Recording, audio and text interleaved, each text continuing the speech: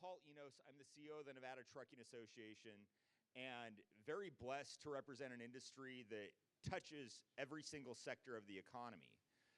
But when you think about what we're talking about today, that's actually as true of energy as it is of anything else.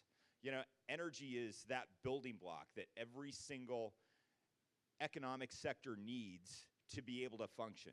You know, whether it's trucking or mining or agriculture or gaming, you know, energy is one of those key issues that I don't think we talk enough about. And I don't know that there's enough understanding about just how essential it is to have clean, reliable energy.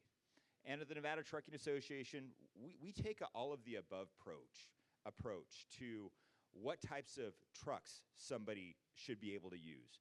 We believe that markets work tremendously better than mandates.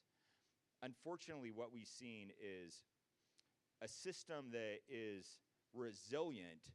There are some pinch points out there that make it kind of fragile.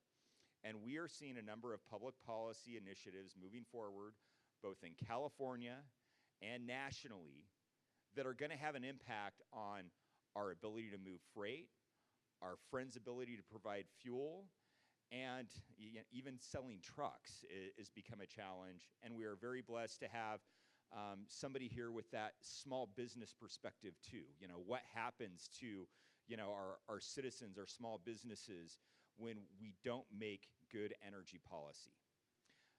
Very lucky to have my good friend Jim Mullen here today. I've known Jim for a long time, you know, in the trucking industry. He was with Werner, and then he was at the Federal Motor Carrier Safety Administration.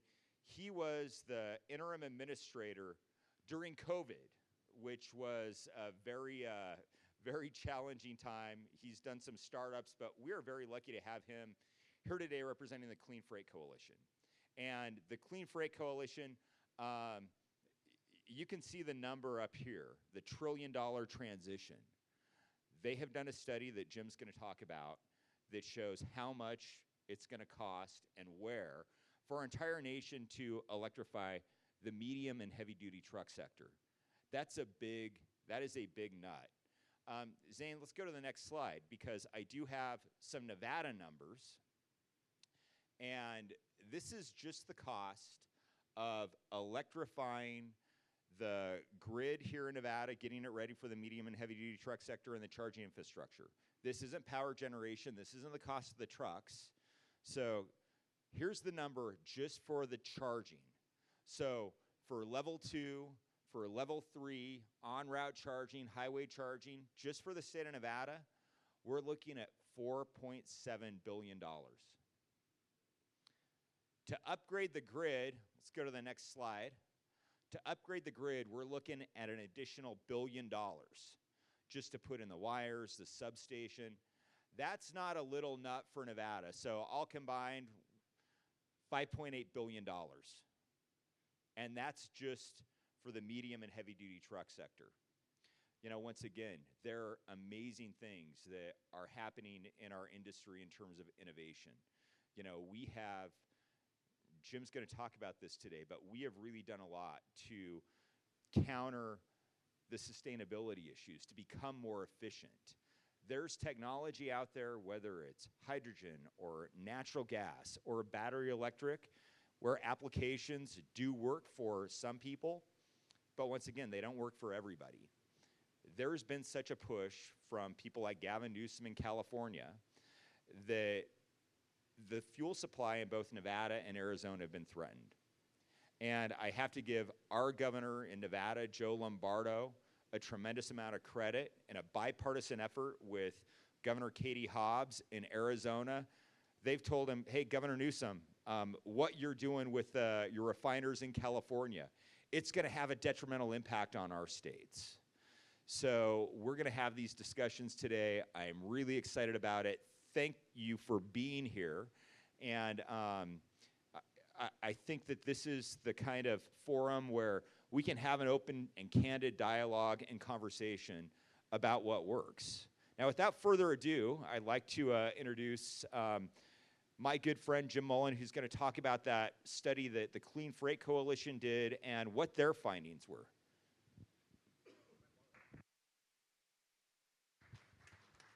Thank you. We're okay? You hear me?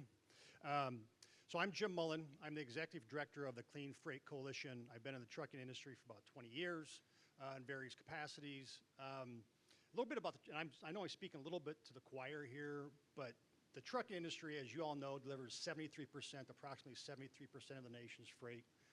Absolutely critical to the supply chain. And if anybody didn't know trucking was critical to the supply chain, they certainly realized that during COVID.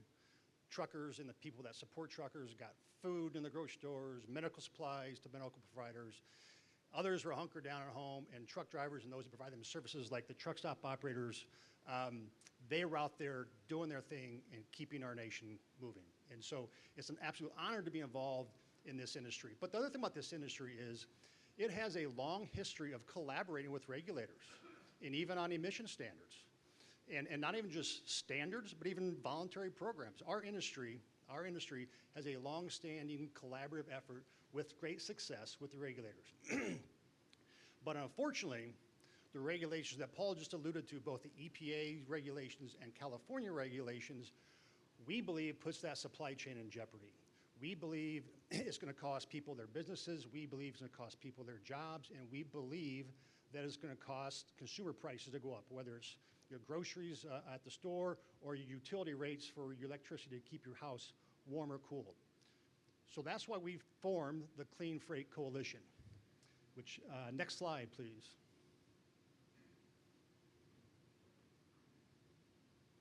Okay, so if you look at the screen, those are the members of the Clean Freight Coalition. Basically, it's the major associations in the trucking ecosystem on a national level. So we have fleets, we have the truck stop operators, we have the truck dealers, we have the bus fleets, the private fleets. We essentially have the entire ecosystem covered, with the exception of the OEMs, and I'll talk about that just a wee bit. When we formed back in March of 2023, the OEMs were part of the coalition.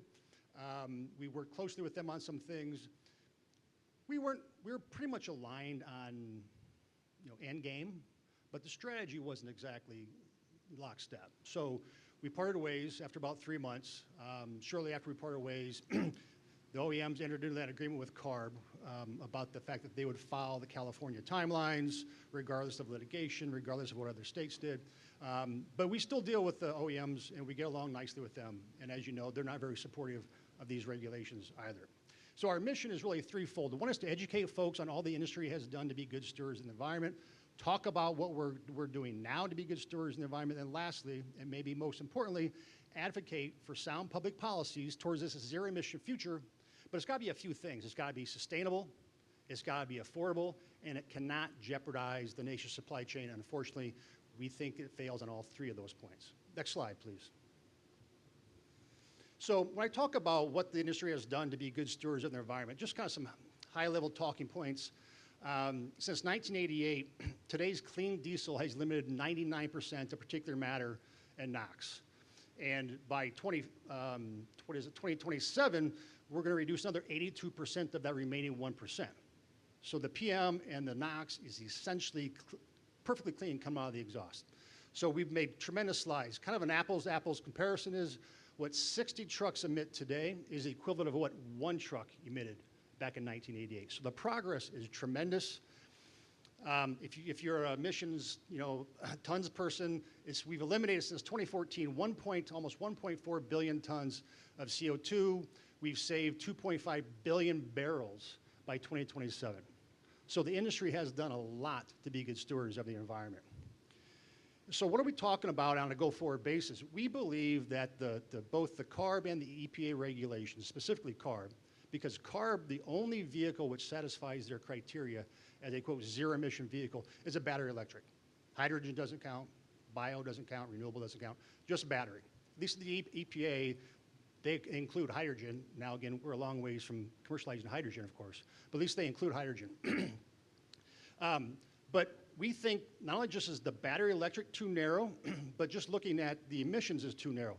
And if ATRI did a study, if you look at the life cycle, CO2 emissions for a Class 8 truck, let's say diesel's 100%, right, the 100% baseline level. Battery electric's about a third better. Renewable natural is 2/3 better, right? 2/3 better than diesel today. And a third better, or twice as good, I guess I should say, than battery electric on the whole carbon life cycle. So we believe there are other opportunities to do exactly what these folks are mandating, but not being hyper-focused on a singular technology, which, by the way, has other problems. Those other problems, you all know what they are. The critical infrastructure, we're going to talk about that $1 trillion price tag, where the mineral is going to come from to build all these batteries. Right now, the largest majority comes from China or the Congo, and the refineries in the Congo are owned by the Chinese. So, I mean, you have to be living under a rock to not be aware of the geopolitical problems we're having with China, right? And so that's who we're relying upon for these minerals to put in these batteries. The cost of the truck, right? Your average new truck today, maybe $200,000. These battery electrics are going to be about $400,000. So 2x, 2.5x. ATRI did a study. If you're in the long haul space, you're going to need 33% more trucks to haul the same amount of freight. So you're paying 2.5 times for the truck, and you need 33% more trucks to haul the same amount of freight. You know what that's going to cause? That's going to cause the consumer prices to go up. Next slide. So there's three main regulations I want to talk about. One is the feds, the EPA Greenhouse Gas Phase 3. I call it GHG3. The California Advanced Clean Truck, ACT, and the California Advanced Clean Freight, ACF. EPA's GH3, that covers model years 2027 through 2032. There's litigation pending over that. ACT, litigation pending that, and that applies to the sales requirements, so the OEMs and dealers, what they can sell. And then lastly, ACF, which applies to the fleets that are hauling the freight. They have not obtained the EPA waiver. I'm guessing you probably all know, in order for California to have more stringent requirements than the feds, they have to get a waiver from the EPA. And they got the waiver from the EPA for the Advanced Clean Truck. They requested it for the Advanced Clean Freight. EPA is considering it. They took public comment, which they're required to do. The comment period closed last week, September 16th. We submitted comments in opposition, as did all of our members, basically. So those are the three regulations. Next slide, please, Zane. I'm guessing you probably all know this. So this is what GH3, which again is the federal regulation on the sales of trucks. Starts in 2027 with heavy-duty vocational, 2028 for day cabs, and then 2030 for sleepers. By 2032, 40% of heavy-duty vocational have to be zero-emission trucks sold, day cabs 30%, and on the sleeper cab, 25%. By 2032, those are the sales requirements that the EPA Greenhouse Gas 3 regulation has mandated. Next slide, please. So here is the kind of the same thing, but California's ACT applies to the sales of the trucks again. So it ramps up basically now to 2032, and 2032 it needs 40% of all trucks sold in California to be zero emission. It remains at 40% to 2035, and then by 2036, every truck in California has to be, quote, zero emission truck by 2036. And again, this rule is already in effect. There's litigation pending. Next slide. Here's the ACF requirements on what the fleets have to have in their fleets by way of zero emission vehicles.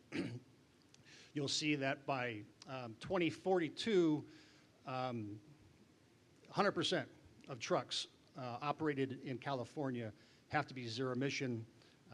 About 50% is around 2032. So very, very aggressive timelines by which the vehicles operating in California fleets have to be zero emission. And again, this waiver has not yet been granted by the EPA.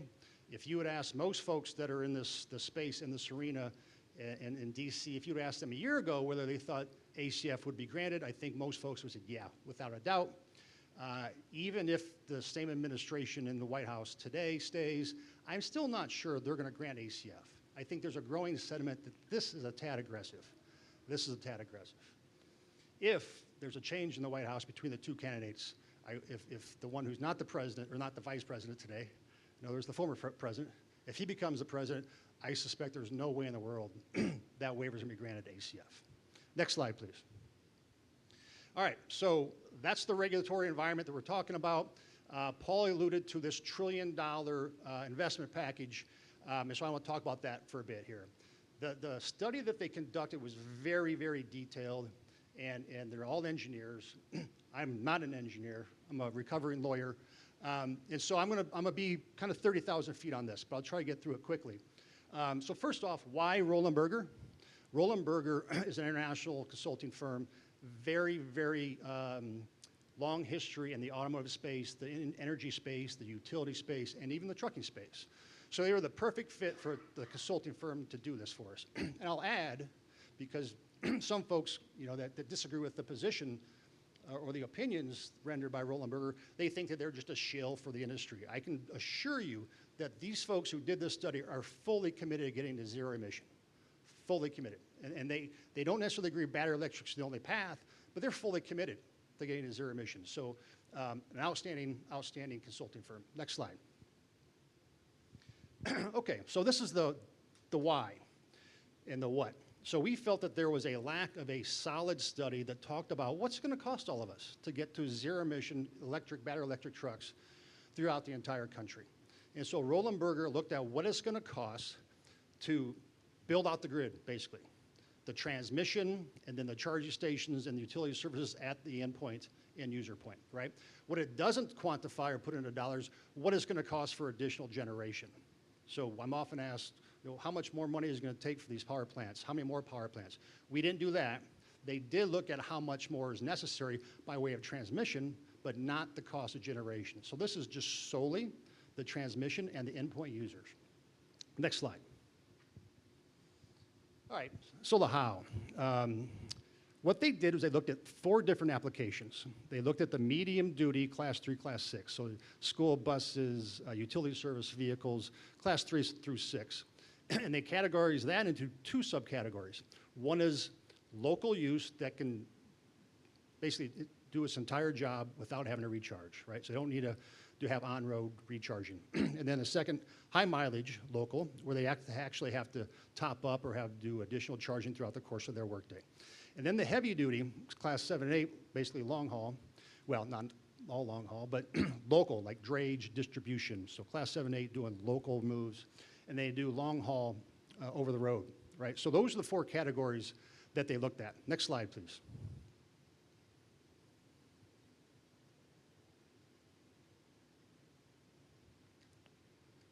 Okay. So there's a lot on this, and honestly, part of the reason why I still use this slide when I'm talking about it is because it's impressive on how much detail they went through to do this study. So on the local charging network, they looked at the fleet telematics, thousands of power units.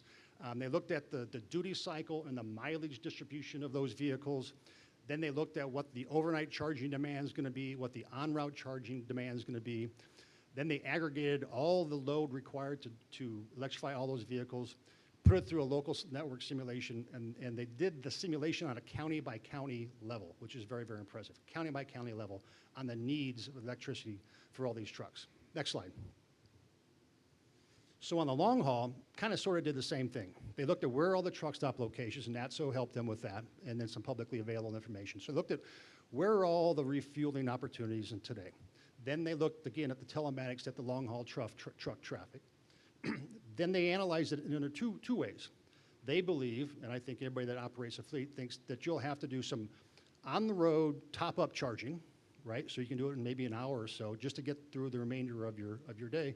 But they're also going to be, as you know, people that are going to have to, they'll get their reset, their 11-hour break. At the same time, they're recharging, and they need a full charge again. So they did it under both analysis, and then again did the demand and the simulation county by county again. Next slide.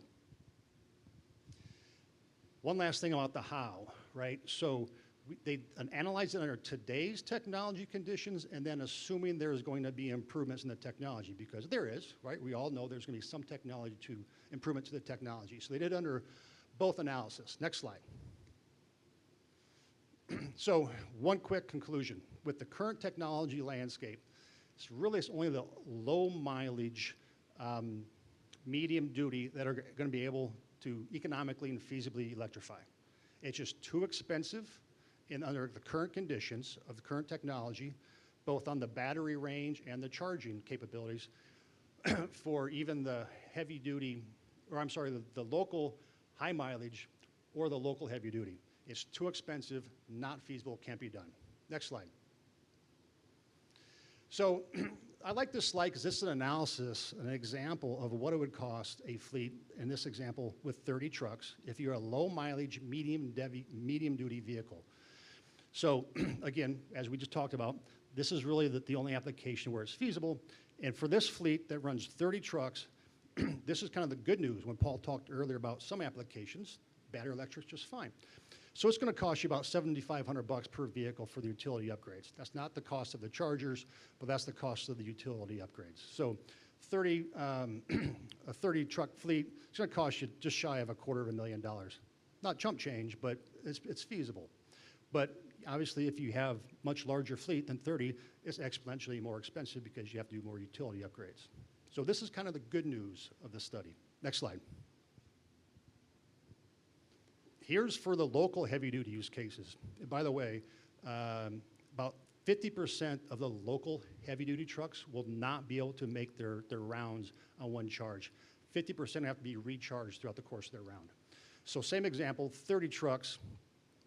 It's a huge delta, but it's going to cost a 30-truck fleet anywhere from $4 to $18 million for the utility upgrade. A lot of money, and the reason for the huge delta is because it depends on where you are geographically and what utility upgrades you're going to have to make, and that's necessary to have enough electricity transmitted for those 30 trucks.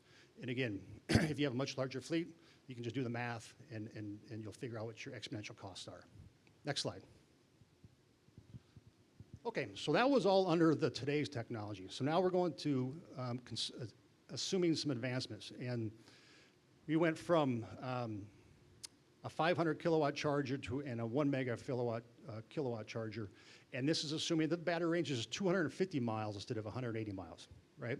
Not a huge jump, but I think folks that are thinking you're gonna get to 400 to 500 miles on a single charge is awfully, awfully aggressive, and even Roland Berger said that assumption is way too aggressive. We don't know when we're gonna get there. So that's the advanced technology assumption. Next slide, please. All right, so I want to go through some top line numbers and kind of wrap this up. So the number of on-site chargers for both the medium heavy duty, local and long haul is about 6.4 million chargers necessary to electrify the nation's fleet. And I did some rough math. At 6.4 million chargers between now and 2032. No, I did it to 2036. When the ACT goes from 40% to 100%. It's about 11,000 stations built out a week between now and 2036. 11,000 a week. And to get to 2042, when under California's rules, under ACF, that's when all trucks have to be zero emission, it's about 7,400 charging stations per week.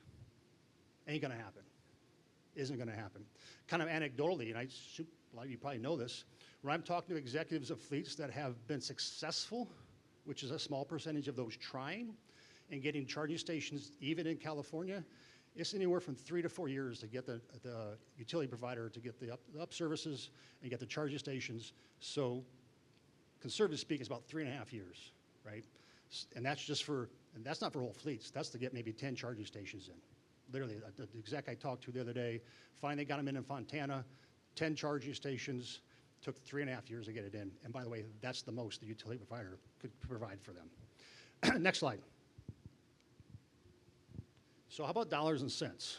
What's the top line dollars and cents? So to deploy all this infrastructure, the fleets and the truck stop operators, they're gonna absorb a cost of $620 billion with a B, $620 billion for these utility upgrades. And as you can see, they broke down that expense by charging locally, the types of charging stations, and then on highway. So $620 billion absorbed by the fleets and the charge point operators. Next slide. And again, this is a map, heat map, if you will, of where you need to put these stations to be efficient about it. And this is just for the truck stops, $57 billion needed to build out the infrastructure for these charging stations. Next slide. And then lastly, the utility providers themselves. What's it going to cost the utility providers to upgrade their own transmission ability to electrify the nation's fleets? And it's approximately $370 billion, right? And as you probably are aware, for them to raise money and to pass on the cost, they need permission to raise rates, right? So it would assume that if they're going to absorb $370 billion, that means folks' utility rates are going up. Next slide. Lastly, just kind of some observations they made in doing their study. One is that under current technology and most likely in the foreseeable future, basically these battery electric trucks are cost prohibitive to put into your fleet, certainly on the heavy duty side. Second point is there's no total cost of operation benefit today in the Class 6 through Class 8. I don't know if any of you saw a study by Ryder. They did a complete study across all of their fleets and all those who rent their vehicles. And they said, as of right now, the total cost of ownership, there is not a single application in which the total TCO improves. There's in the local low mileage, it was right about even. It's a little higher than diesel. And if you're in the long haul, it's like 40% more expensive TCO than diesel trucks. And by the way, Ryder said under their observation, under their data, excluding this $1 trillion price tag we just talked about, it would increase inflation by anywhere from half a percentage point to a percentage point just to electrify the nation's fleets. We talked earlier about the long haul folks having the need 33% more trucks. Tank trucks, they're kind of similarly situated. National Tank Truck Carriers, they're a member of the CFC. They almost always way out for the cube out, and this is really going to affect them hard as well. And lastly, as anybody that's looking to test this technology, the vehicle portfolio is pretty limited right now, right? I talked to a lot of CEOs of fleets, and they're trying, whether it's battery electric, RNG, a little bit of hydrogen, that the offerings just aren't all that voluminous right now. And so we're going to need to see some rapid advancement if we're going to come anywhere even close to meeting these requirements. All right, so almost all the time when I provide this statement, people look at me like, you just really, you killed my day. I'll say the same thing I started with. This industry is all in, right? I mean, I think it was Andrew Boyle, who was the outgoing president of ATA. He said, you have to be a psychopath not to want cleaner air, right? I mean, I think we all want cleaner air. But I think the data shows that we've already been doing a really good job of doing that. I think the data shows there are other alternatives without breaking the bank to improve the carbon footprint of the trucking industry without going through these mandates, these absolutely unattainable mandates. And I think we're going to have a round table at the end. So if there is any Q&A, let's just wait for the round table at the end. All right, Paul, back to you. Jim, thank you very much. Appreciate Jim coming all the way from, I'll be nice, I won't say the swamp, Washington, D.C.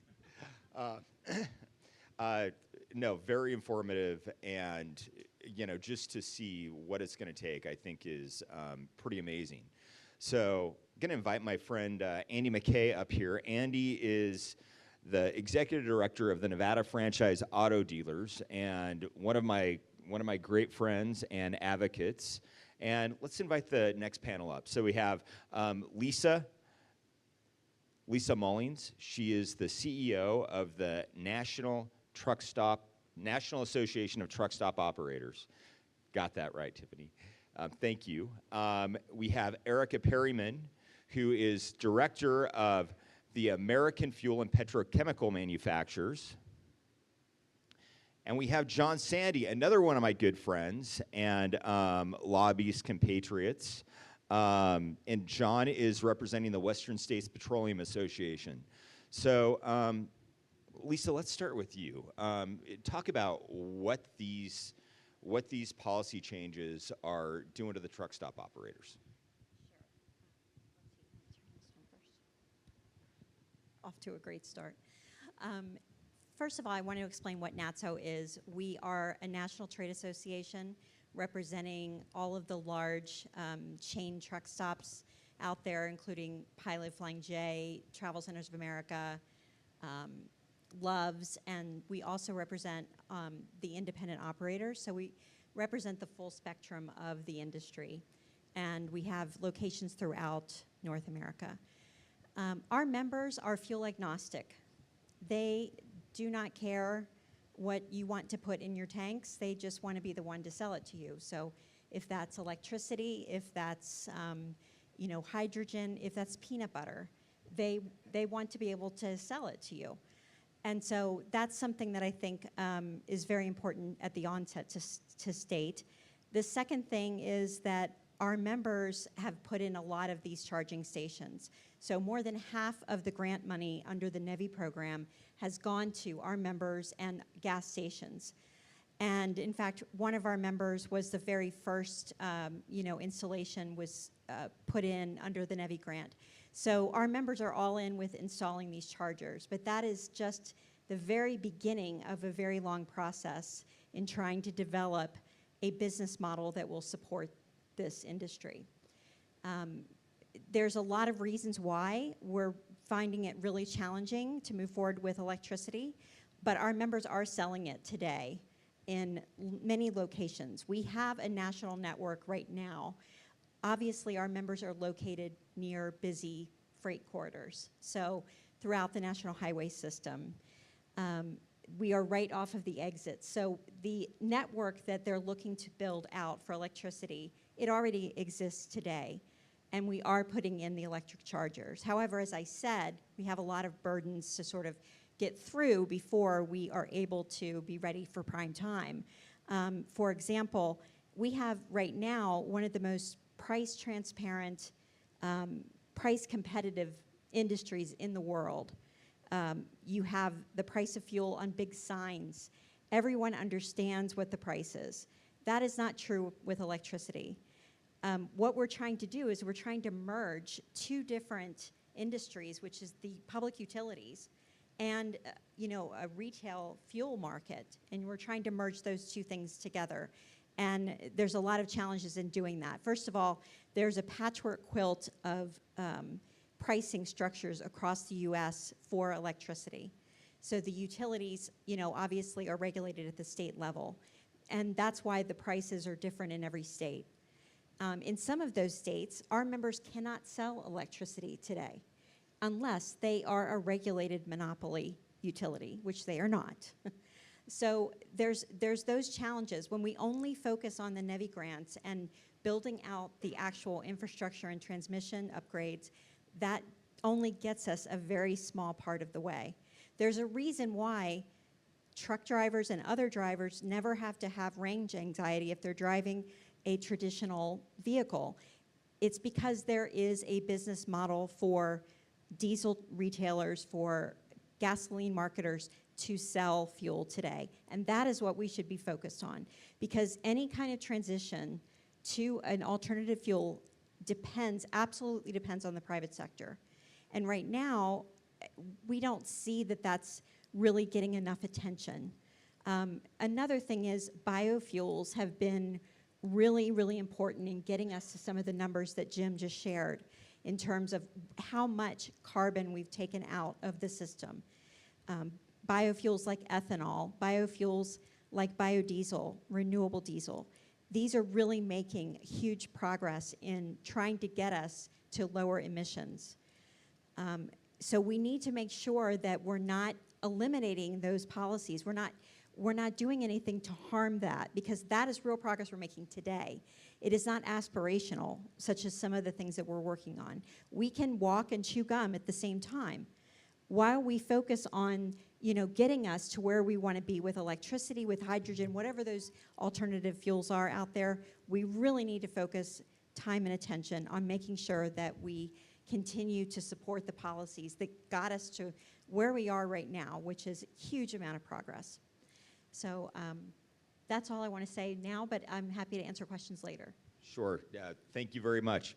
Erica, Lisa talked about the current fuel supply, which is you guys. So what are these regulations doing, both from California and EPA to our fuel manufacturers? Yes, my name is Erica Perryman. I'm with the American Fuel and Petrochemical Manufacturers. We are the national association that represents America's fuel refiners, so the people who make the gasoline, the diesel, the jet fuel, the renewable diesel, the biodiesel, compressed natural gas. Like, we are the liquid fuel makers. We also make petrochemicals, and our members also work in the pipeline sector to make sure that we can get our feedstocks and products to consumers all around the country. We love the work that we do. We love the men and women of this industry, and we are the world's #1 liquid fuel powerhouse. not enough people recognize that. We make more liquid fuel in the United States than any other country. Our industry is the most competitive and complex. It is a national security asset and a strength for our country. So we certainly are very concerned about policies that we see coming from the federal government and from the state of California that we think are very clearly aimed at gradually taking away consumers' ability to access gas cars and also fleets and industry's ability to access gas cars. This room is teeming with people who are experts in heavy trucking, so I want to use some of this time to make sure that people are aware of what's happening on the passenger side of things as well. So take a look at the slide, and it'll give you a good sense of what Washington and the state of California have coming for all of us. So EPA, in addition to the heavy truck regulations that they're working on, they've got light and medium duty vehicle regulations that are going to impact vehicles available to every American household and consumer. The state of California has their regulations that, California, give them credit for this. They don't hide the ball. They're just going to flat out ban the ability to sell gas cars and trucks in their state by 2035. So we've got California doing that. And for California to move forward, like Jim said, with anything that they do, they need EPA permission, and this EPA has not given it yet, but has given every signal that they're likely to do what California wants. We also have the Department of Transportation issuing fuel economy standards that rely on further electrification of the fleet. And then the government has just been throwing money toward the objective of trying to get people to adopt electric vehicles and expand the charging infrastructure in the United States. I do highlight on the state, or on the map, a number of the states in red. Those are the states that already follow at least some element of California's vehicle regulations. So when California says it's going to ban the ability to sell gas cars and trucks, beautiful ideas like that don't stay in California, sadly. There are more than a dozen states right now that have already committed that if California gets this permission from the EPA, they're going to ban the availability of those cars and trucks in those states as well. So some really, really big policy implications here. If we move to the next slide, I can walk you through some of the high levels as well. The one that I want people to understand the most is the EPA light and medium duty vehicle regulation. This is the question we get about that one all the time. My organization likes to be very, very clear about the impact this regulation is going to have on everyday people. We say that this regulation is going to amount to a ban on most new gas cars in the next 8 years. The government hates when we say that, but I'm going to walk you through exactly how we come to that conclusion. So next slide. Okay, so what EPA actually did with its passenger vehicle regulations is set standards for the vehicle fleet, so tailpipe emissions standards, and they say that the entire vehicle fleet has to meet an average of 85 grams per mile in terms of tailpipe emissions. So is the government saying you can't buy anything? Are they saying it's a mandate or a ban? No, the government's smart enough not to use that language. But what they have created is a math problem that very clearly disqualifies a lot of technology. So that 85 gram per mile standard that EPA finalized, there is not a single gas car today that comes close to 85 grams per mile. There is not a single traditional hybrid that comes close to 85 grams per mile. There are 5 plug-in hybrids today that could meet that standard on their own. But every single electric vehicle, including, it could be the biggest thing, like your electric Hummer that has an 8,000-pound battery that weighs more than a Honda Civic. That one counts as having 0 emissions and 0 impact on the environment, because the government has stacked the deck and only decided to look at tailpipe emissions. So you end up with this math situation where, okay, the government says you have to meet an average, so in theory, that would leave room for gas cars to be sold as long as you sell enough cars of other kinds. But on to the next slide. This is where it gets interesting. Folks in this crowd, I'm curious, who knows the most popular vehicles sold in the United States last year?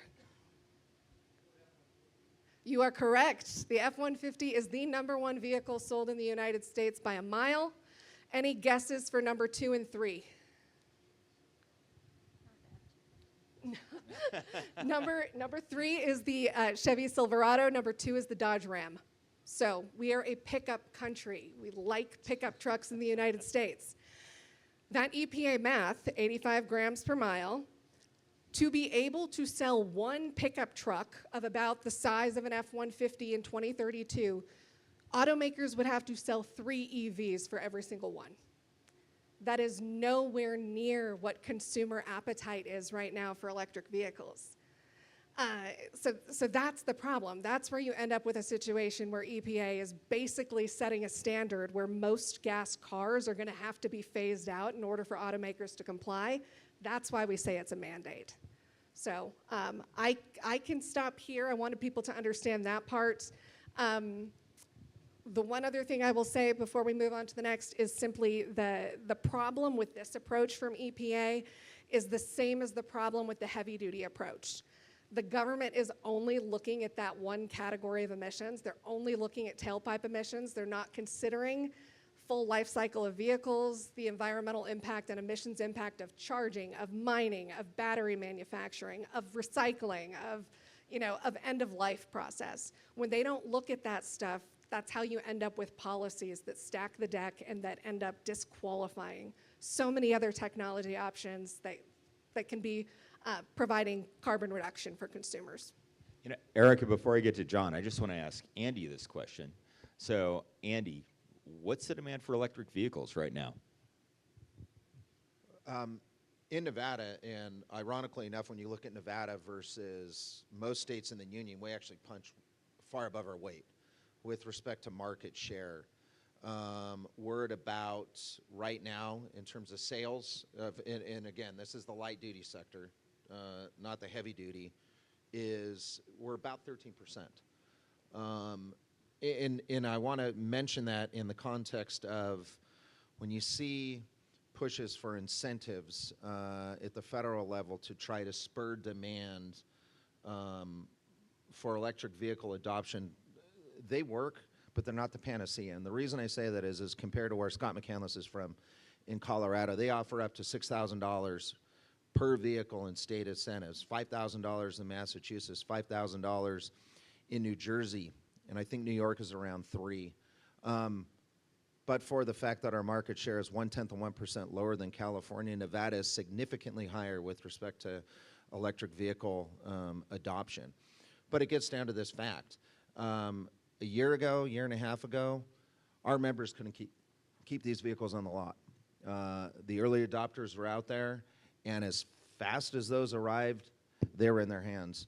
Now, the inventory that's sitting is electric. And people don't realize when the dealer has that, the dealer owns that vehicle. The dealer's paying interest rates. The dealer has been loaned the money to own that vehicle.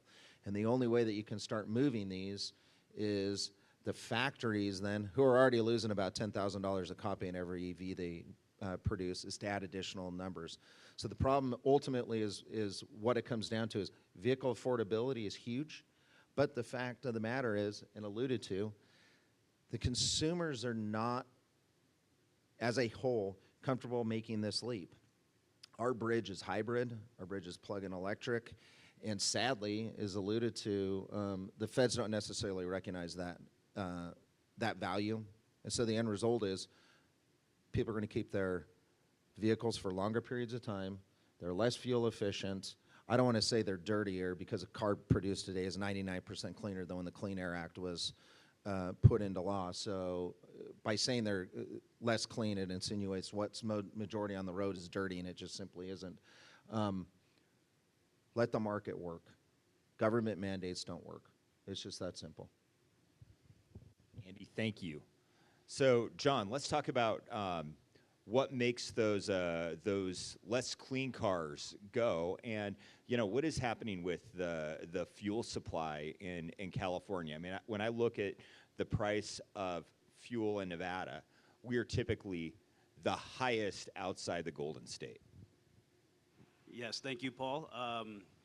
Want to also thank you for putting this on. I think these are important discussions to have, and Obviously, Jim, you had a lot of great information, and we share a lot of those policy directives.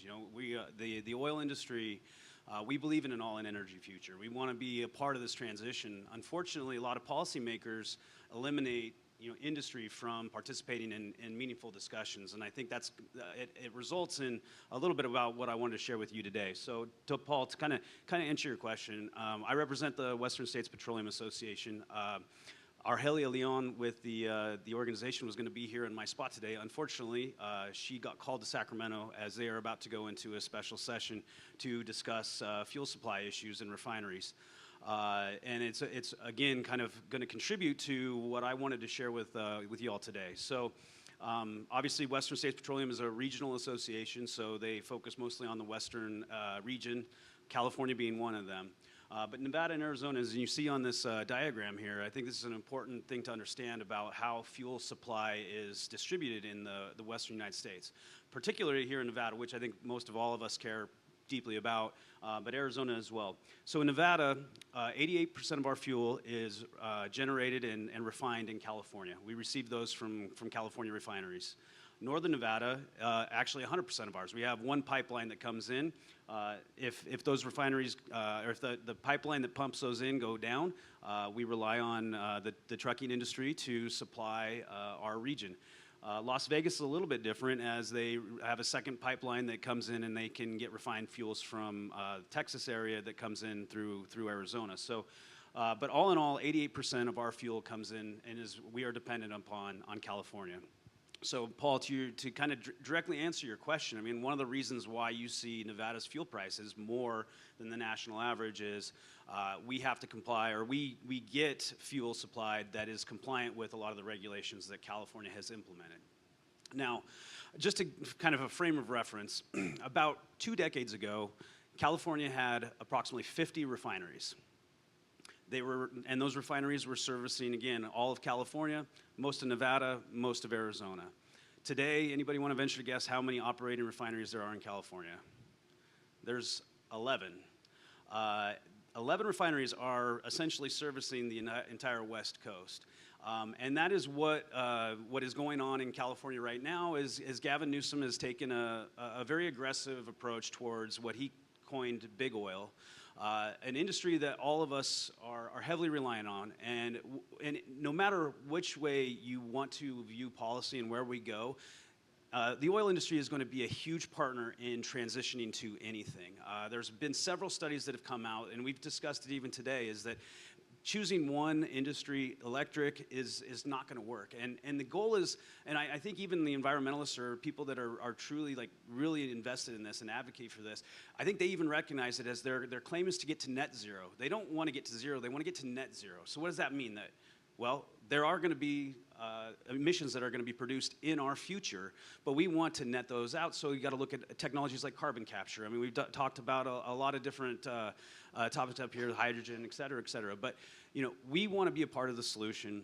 I did want to touch primarily on what's going to happen in California, or at least what they're discussing is, Gavin Newsom has noticed there are spikes in fuel prices in certain times. And they say that is because fuel supply is being constrained because the oil companies and the refineries are doing maintenance and other work, working on upgrades in the refineries and taking those refineries offline, which restricts the amount of supply that's out there. Now, I would argue that part of the reason why that has such an impact on prices is because we have so little refining capability in the first place, and these refineries have to. I mean, any business is going to invest capital on upgrades and maintenance and technologies that have to happen. So these refineries can't operate in perpetuity. So if you take one down, there's going to be price spikes. So Newsom's solution is, well, let's force these refineries to have storage of additional supply that's not, the market doesn't demand right now, but that will have additional supply available. Well, each one of these supply containers, and I don't know how many they would have to have, but each one is going to cost $35 million to construct, and it's going to take several years and millions of dollars to permit these facilities as well. So what his solution is let's make these companies that have to have a return on investment, let's make them push additional capital on infrastructure that they have to build, that they're not going to be able to achieve for several years, and let's try to manage supply that way. In my opinion, and we can have a conversation about this later, it doesn't make sense at all. It just doesn't pencil out. And to add insult to injury, none of the California legislators or policymakers are inviting the industry to have conversations on, let's look at ways that we can bridge this gap. Our concern is that more of these refineries are going to go offline. Chevron just announced that it actually is pulling its headquarters out of California.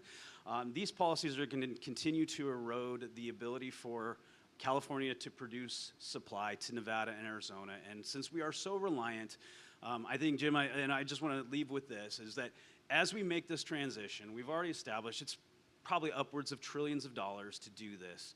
Let's not make it more expensive than it needs to be.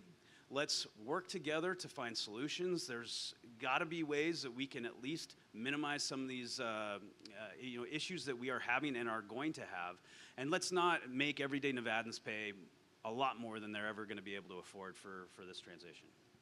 So, I hear that there's another way, right? There's another way besides going battery electric. So what is it that we're leaving on the table that we should be doing? I'm happy to start. So I can say definitely for the heavy truck portion of things, disqualifying a lot of technology or vehicles that have internal combustion engines means you don't get to capitalize on the carbon reduction potential of renewable diesel, of compressed natural gas, of renewable natural gas. Like, these are fuels that, especially in the case of renewable diesel, don't require any engine modifications. It's fungible. If you can run diesel now, you can run renewable diesel. And that's a fuel that, depending on your feedstock, can result in 80% life cycle carbon reduction over the course of a vehicle's use. It's a tremendous thing to leave on the table. With renewable natural gas and compressed natural gas, depending on your feedstock, if your methane was waste methane, you can actually be in situations where it's net negative carbon. It's pretty amazing, but again, because the government is only focusing on tailpipe emissions, they're not taking that bigger picture, so they're disqualifying so many of these technologies. On the light duty side, I think you're absolutely right. These policies, California, at least blatantly, is disqualifying traditional hybrids. So you wouldn't be able to buy a traditional Prius in California by 2035, which is nuts. But Toyota, they actually did something, they published something last year called their 1690 rule, and they shared it with all their dealers in the country. And basically what they looked at is, let's look at all of the materials and resources required to make batteries for vehicles. And they said, okay, for I think it was 100 kilowatt battery or something like that for a vehicle. So to source the materials for that, you could make one battery electric vehicle, you can make 6 plug-in hybrids, or you could make 90 traditional hybrids. And the carbon reduction potential of the 90 hybrids vastly exceeds the other options. It's more affordable, it's less disruptive, it doesn't require an overhaul of the electric grid. And also, I think, let's not forget the fact that vehicles today are 99% cleaner for pollutants and emit half the carbon compared to vehicles just a few decades ago. So cars are getting more efficient. That's progress that can continue without taking options away from consumers. We feel really strongly about that. Refiners have advocated for the potential of higher octane fuel throughout the United States, whether you get your octane from alkylate, from ethanol, from other sources. Higher octane can improve the efficiency of vehicles, reduce their environmental impact. But again, that's a technology that's just outright disqualified by a lot of these policies. But we also need to make sure that we are preserving or creating policy frameworks that will support alternative fuels, not mandate a specific type of fuel. So we have the renewable fuel standard right now that has enabled really fuel retailers and others to really engage in what the free market has to say. And what we're seeing with that, and what we've seen for many years, is that there's a reduction in the amount of carbon that is being produced, the amount of emissions, because the market has an incentive to put in biodiesel, to invest in biodiesel blending capabilities, and to renewable diesel in California especially. These sort of marketplace policies that the federal government and even California has adopted, they really work, and we need to look at doing that and strengthening those, not just creating mandates. John, I've visited some of your members in California. How much of the fuel supply in California is renewable diesel? Well, I can't give you an exact number, but I can tell you more, it's increasing every single day. In fact, two of the refineries most recently, the reason they came offline in California was because they converted to renewable diesel. It's a very popular renewable source of energy, and for all the reasons that we said. I mean, you don't have to retrofit engines. It's a wonderful technology, and these are the types of things that are going to get us to that transition, and we can't shut them out. And I think that really has become the theme of really what we're talking about here today. And from what I understand, it's over 50% of the fuel being sold in California is renewable diesel. And just really quick, this is the science part, the fun part for me. For every gallon of diesel you burn, you put 22.34 pounds of CO2 into the air. For every gallon of renewable diesel that you burn, you put 7.89, and there's some that are even lower, once again, as Erica said, depending on the feedstock. But there is an incentive in California for renewable diesel, and that's what we need to take a look at, incentivizing the underlying energy. And places like Pennsylvania that have mandates for biodiesel, we're finding because of the biodiesel tax credit going sort of offline this year and uncertainty about how they're going to incentivize alternative fuels in the future, our members aren't able to buy biodiesel. So we're actually going backwards. Instead of having that biodiesel that our members can use to replace traditional diesel, they're not finding supply right now because the producers aren't producing it because they're unsure of what kind of incentives they'll have for doing that. So, Lisa, I got a question going back to when you initially made your comments. And remember, I represent the guys that sell the stuff that Paul's guys drive. So I'm a little, maybe perhaps over my head. But you go to a truck stop, there are a bunch of rigs, they're lined up, and they're in the high-flow diesel. How do you, from just a pure land standpoint and the infrastructure, if you convert 10 or 15% of a diesel pump to electric, what are we talking about in terms of what is the fuel time? And when I mean fuel time, the time it takes to take that truck from 20% to 100%. What's the real world practicality? Because that's another of one of these unforeseen costs that nobody wants to talk about, it seems like. You're really right, and that is a huge problem. I mean, right now it takes just minutes, and you can refuel and drive 1,000 miles. But with the electric truck, it could take up to 10 hours, and that's only for a few hundred miles of range. So, I can't imagine how much more expensive it's going to get, how much more land is going to be required. I mean, these are all things, not to mention what you're going to need in terms of electricity generation at that truck stop. A large truck stop would need the equivalent of what a small town needs to power everything. And again, these are questions like, build it and they will come, but we've built it, but there's all of these other practical aspects that need to be addressed. Let me just throw a real quick stat out there. As Jim alluded to, the Ryder truck study, I actually have it. It's fascinating, scary, I think is an easy way to put it, but just to give you an idea in terms of the load on the grid. So this is the International Council on Clean Transportation. They estimate nearly 700,000 chargers will be needed nationwide to accommodate the 1 million Class 4, 6, and 8 EVs that'll be deployed by 2030. It'll consume 140,000 megawatts of electricity every day. Well, and to put that in real world comparisons, that's 5 million households. So that's a lot of juice. Pizza take.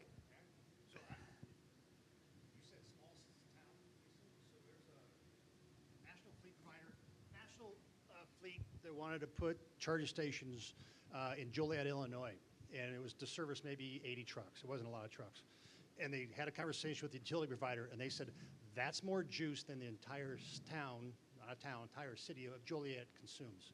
You would be more than almost 1.5 times what we are able to provide to generate juice for the entire city. So it's a real problem. And if you talk to the folks that build these power stations, they're dealing with utility providers, they say it's really scary, really scary.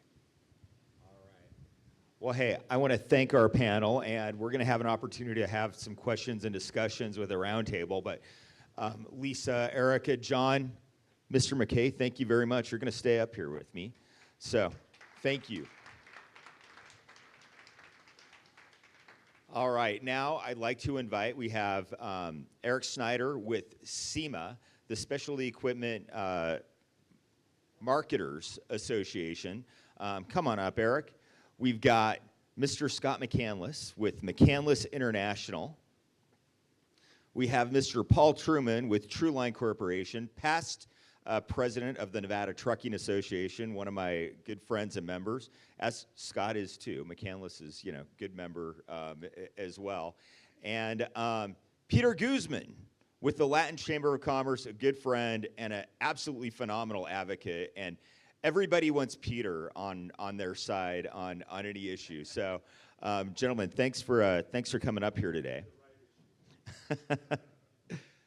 So, Eric, let's start with you. This is gonna be kind of fun because we're just gonna kind of go down the supply chain, how these things trickle down. So, your guys are kind of at the top end of this.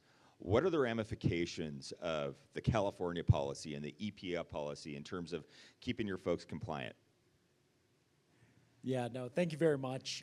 Eric Snyder with the Specialty Equipment Market Association. We're an automotive aftermarket trade association. We're really known for putting on the SEMA show here in Las Vegas. It's the second week of November, largest trade show in all of Nevada.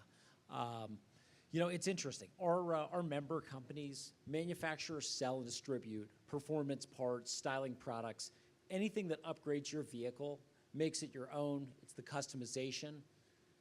People think of this as a niche industry. It employs over 1.3 million Americans. This is a passion industry. And, it's interesting. I mean, we talk about clean fleets. We're not the first, entity that's impacted by this. But all of our members, they get their products around the country and really, frankly, around the world through transportation systems. All the great show vehicles you see that come out here for the SEMA show, most of them are coming by truck one way or another. And so we really, like AFPM and really enjoyed everything you guys had to say. First and foremost, we're concerned by what EPA is doing and what CARB is doing in terms of passenger motor vehicles. Surprisingly, we've been drawn into this fight over ACF and some of the other things that EPA and CARB are doing because it really offers some headwinds as well in terms of if they're going to take your truck that's absolutely critical to our economy, what are they going to say about your 67 Mustang or, some sort of show vehicle, your classic Corvette? Bureaucrats, I know exactly what they're going to say. They're going to say it's not necessary. The environment is too important. We can't possibly have that. This is an existential crisis. And you're like, but I drive it 100 miles a year. Like, how does that make any sense? Thanks, Paul. Absolutely. Thank you, Eric. So, Scott, you and your company, longtime members of ours, going back to your father when he started the company, and you have obviously operations here in Las Vegas, run by your son Zach, and then you have your operations in Colorado and Wyoming. Jim alluded to it, a little bit earlier in terms of some of what you're facing, what we're facing in the heavy-duty truck industry is dealers, both from an EPA standpoint and a CARB standpoint. You want to expand on it a little bit? What is that real-world impact on the day-to-day operations in your stores?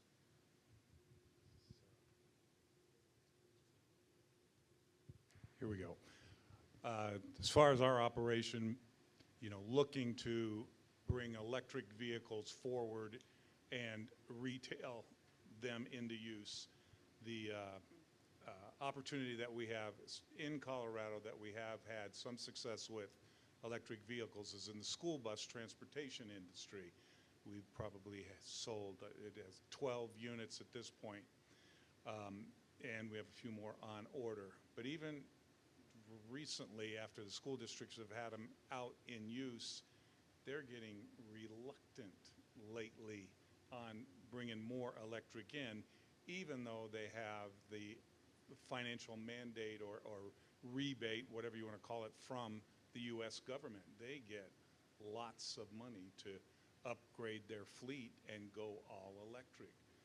Some of the issues that happen, like with Boulder, the City of Boulder School District there, is their last purchase was 3 electrics and they had to buy 5 diesels because to the elevations they go up the mountain there, the electrics would not move the load.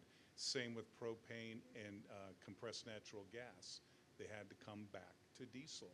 So that's an interesting dynamic that happened there.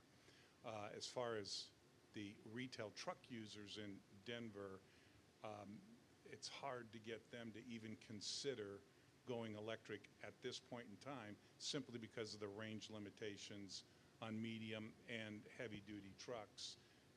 Even for a regional type application, it's not working. You know, the return on investment just doesn't equate for those types of users.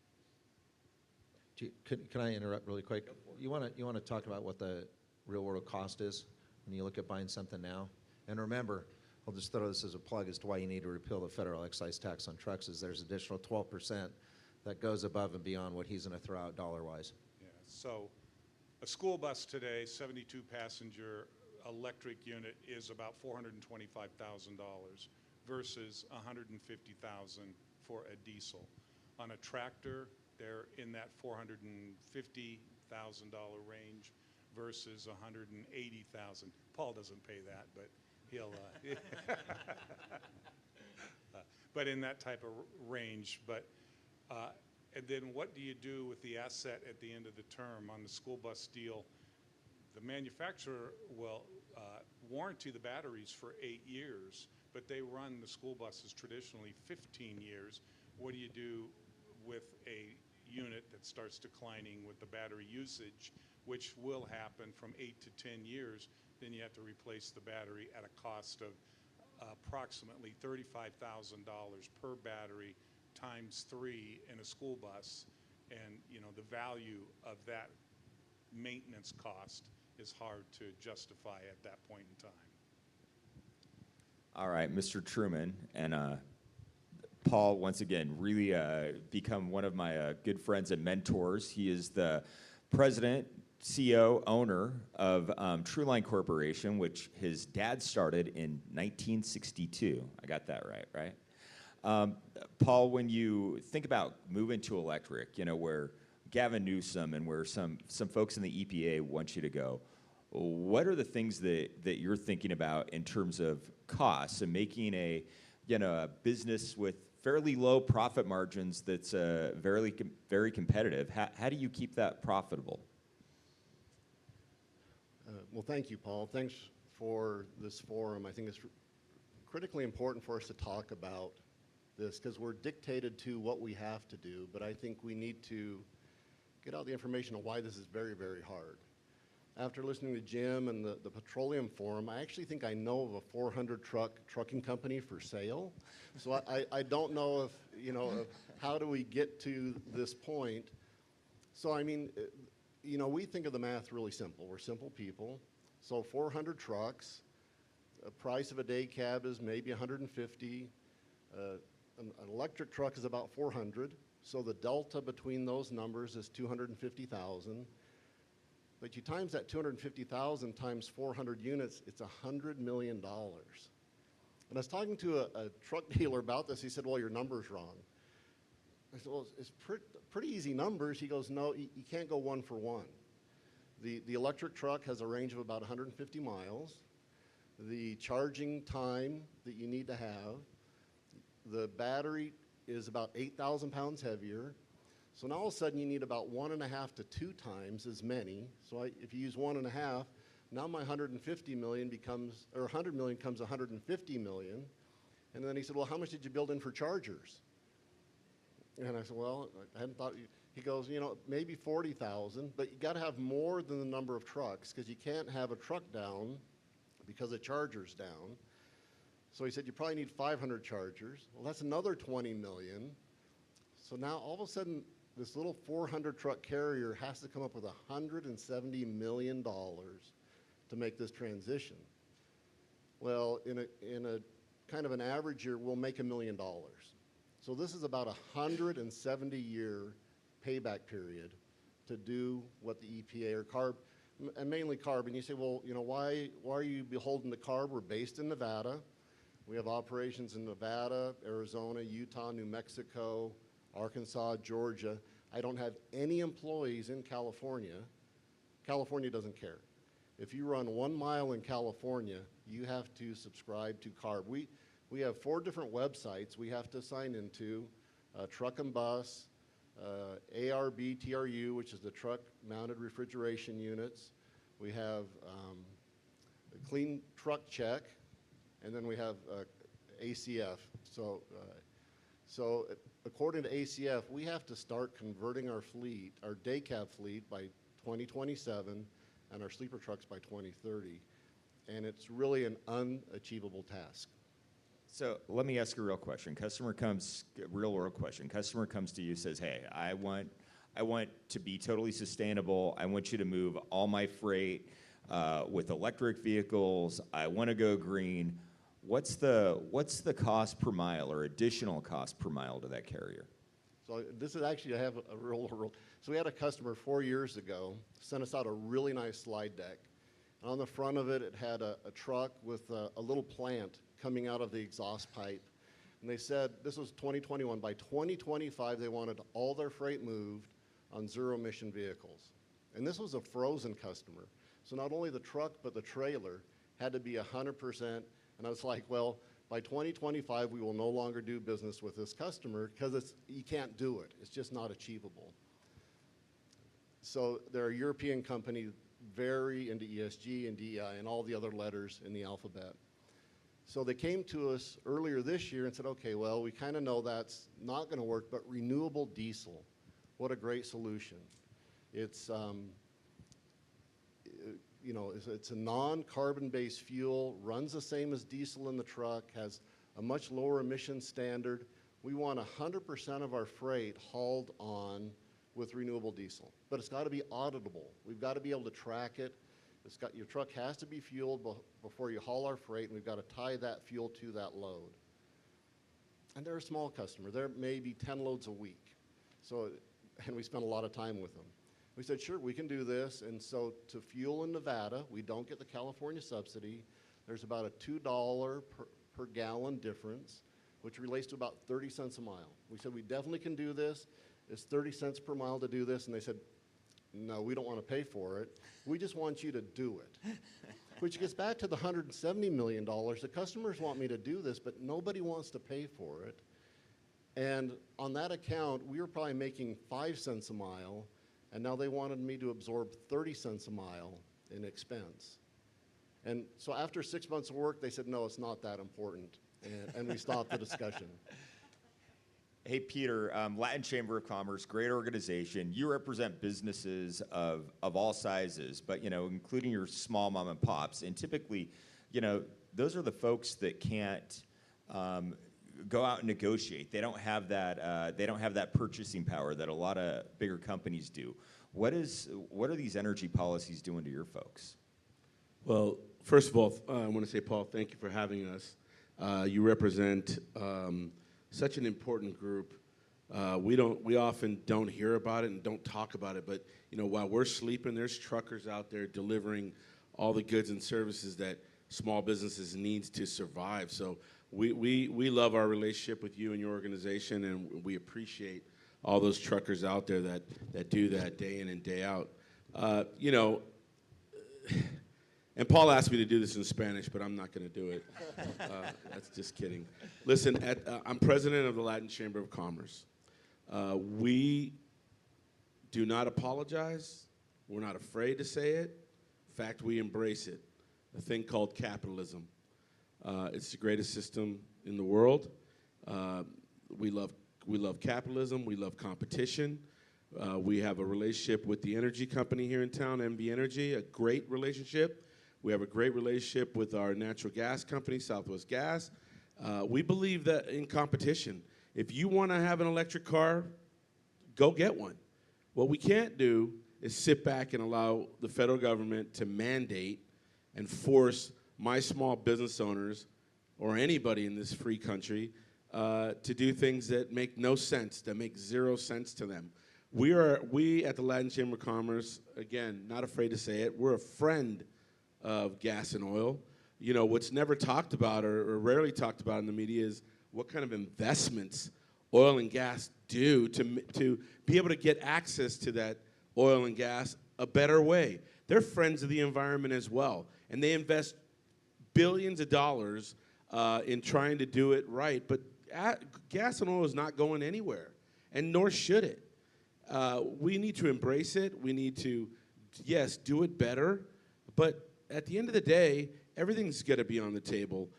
We should be looking at massive opportunities at energy in this country. We should be tapping into all of our energy sources for the entire world.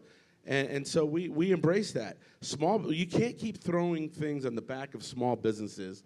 It's hard enough to, deal with inflation, deal with the pricing that's going through the roof, and yet you're going to throw something else on the back of small business. By the way, I'm also very offended that rarely does anybody come and ask, and I say anybody, really government, never comes and even meets with small businesses and asks them, what are the issues you're having and can we help you with solutions? No, they want to throw out mandates and they want to say by 2035, everybody's got to be on electric and electric only. Imagine what that would do to a small restaurant, eliminating natural gas. Think about what that does to a small restaurant. Hardly ever asks that question. We do. And the Latin Chamber, we're going to fight for small business. We're going to fight for an economy that allows capitalism, competition, put everything out there, and let's give those choices to small businesses to do what is best for their business. Well, I hope I didn't answer your question, Paul. No, that was perfect. I mean, I'm ready to sign you up to run for office. So, well, and Peter, I want to ask a question. So maybe I'm definitely a minority. You hit on the fact of the cockamamie idea of getting rid of natural gas to heat your home, cook your food. Your members, I mean, other than I would say the Las Vegas Metro Chamber, you have the biggest constituency of small businesses. What's the real world impact? You might be to these wrong on folks? that number, by the way. Is We it might higher? be the biggest. How do Biggest? you like that? But anyways, we're all in this together. We are all in this fight together. And it's interesting that you say that because we fought that fight, right? We fought that unbelievable fight that we saw in front of us of some having a desire to eliminate natural gas, eliminate Southwest Gas and all their employees and their high-paying jobs and people that spend money in our communities without ever having a conversation. And then we figured out, well, let's figure out how much that's going to cost. Because a lot of my low-income folks, when we talk about low-income folks, their most inexpensive bill is natural gas. And on top of that, if we want to take it even further, in the Hispanic community, we really like natural gas. We like cooking with natural gas. We don't like cooking on electric. And if you run a restaurant, like I said, so you should see what the costs are to, switch over a house from natural gas to all electric, and we know what those numbers are. And it's massive, and we wonder who's going to pay for that. But even before all of that, I need to be convinced that natural gas is what's destroying our environment. I don't believe it is. yeah, and that's once again with all CO2.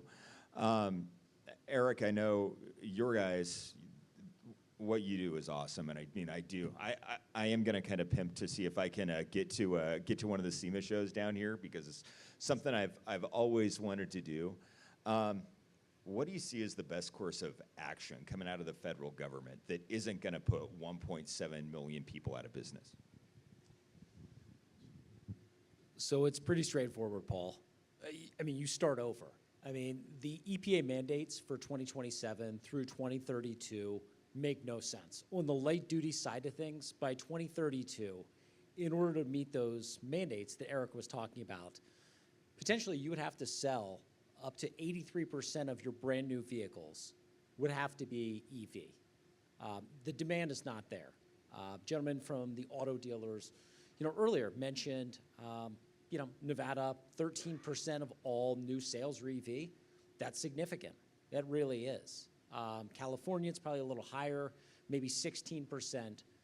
But you're talking about over 8 years to go from under 10% nationally to 83%. The desire just isn't there. The American people, we don't like to wait. We don't like to do, we don't want to go out to go to Blockbuster to go get a movie. Like, that's an inconvenience. People want food delivered to them. You think they want to just sit around and say, yeah, I'll just hang out at a gas station for an hour, just relax a little bit while my vehicle gets charged up. So it's clear, and we're at an inflection point. I think our mission right now, and something that SEMA's gotten really small p, politically active, is educating the American people on what's at stake here, during this election cycle and in the future. Again, small p, we don't endorse one party or the other, but people need to know where their politicians are on these issues, because this is consequential. We want to make sure that folks are engaged prior to these decisions being made, before it's too late. We don't want it to be after the fact where everybody's sitting around saying, man, it was great when you could buy a gasoline vehicle. And taking this one step further, we have legitimate concerns, and I talked about this before, about, the first step is taking a business's truck.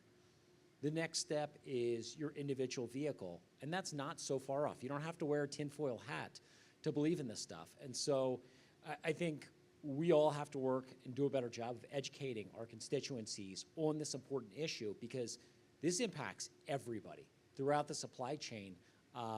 Additional costs, the devaluation of your property. I mean, this is, make no mistake, this is a government taking of your property. I'm not a lawyer, but this is unconstitutional. It absolutely is, no matter how you look at this. This is taking money out of your pocket and making your life more difficult. Let me just say, I just love your passion with what you just said, and you're absolutely correct. I hope people understand that. Whenever has the federal government taken something and stopped there? They never do. They go for more. There's already an agenda behind this agenda, and that is taking more and more and more. That's not who we are. That's not who we are in this country. No. Very, very good point. Scott, let me ask you a question about the demand from trucking companies. Are you seeing trucking companies coming to you like Paul saying, hey, we want to go green, and what is that delta for a Class 8 truck compared to an internal combustion engine? So we have had a few opportunities to go talk to customers about sustainability and bringing the electric ZEV vehicle forward. Sit down and we can talk about the asset, the cost of it, financing, things like that. We do that all day long with ICE vehicles and the ZEV. But then how are we going to charge it comes up. You got to get the electric company in and talk to them about that.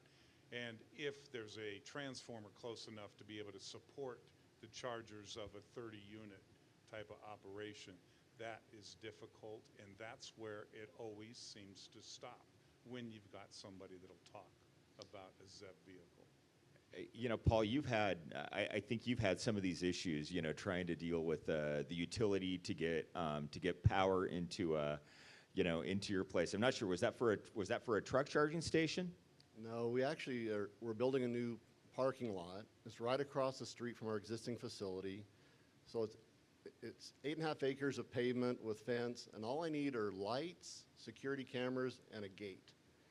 And so we met with Nevada Power, and they said, well, you got to bring power a long ways away. So we designed it, brought it down a couple streets and over, and then we met with them and said, well, why aren't you just pulling the power across the street? And we said, well, that's what we suggested. They said, no, just do that. Just pull it 50 feet across the street. We re-engineered it. We designed it. We turned it in. They said, man, this looks great. This was in July. They said, this is perfect. We can do this next May. So I'm not looking to build a transformer or a substation to charge 400 trucks. I'm just looking to pull a line across the street to put up lights. And it's almost a year that it takes just to do that.